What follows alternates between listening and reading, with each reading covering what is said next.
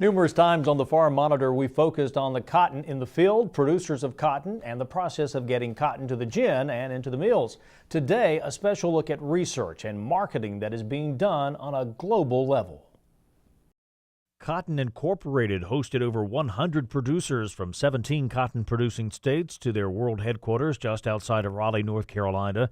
It was a chance for the organization to tell their story. People don't know that they consume cotton as a food product every day in their everyday lives.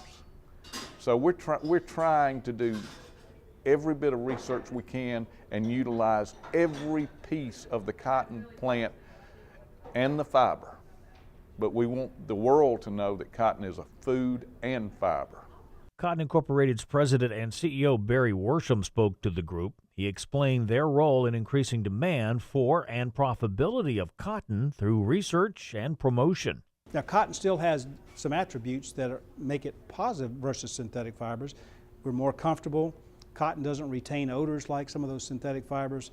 And we've just got to be able to convince consumers as best we can with the budgets we have that cotton is a more viable choice. Several experts in the area of research and marketing explained to producers that Cotton Incorporated will remain focused on ensuring cotton remains the first choice among consumers in apparel and home products. So it's not always a certainty that simply because we grow cotton, retailers and brands are going to use it. We have to work with them and show them why they should use cotton. And that could be consumer preferences for cotton. Consumers love cotton. But it can also be things like technology and using Cotton Incorporated technologies to make that product do something different, something that adds value, something that retailers and brands can see works for their consumer. And that may be another reason to use cotton in that product. There were nearly a dozen producers from the state of Georgia that traveled to North Carolina for the tour.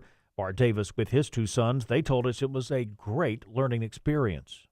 From start to finish, from carding the cotton to making yarn, to dyeing, the whole 9 yards, making cloth, designs.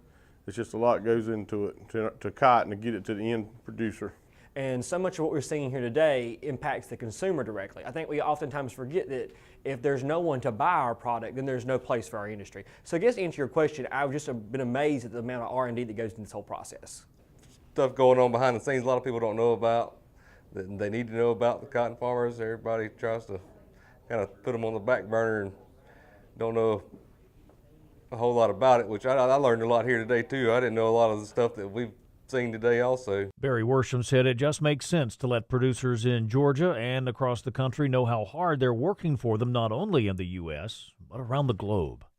So we are all dependent, no matter what part of the country you're from, you are dependent on how much demand there is for cotton around the world versus how much is being supplied.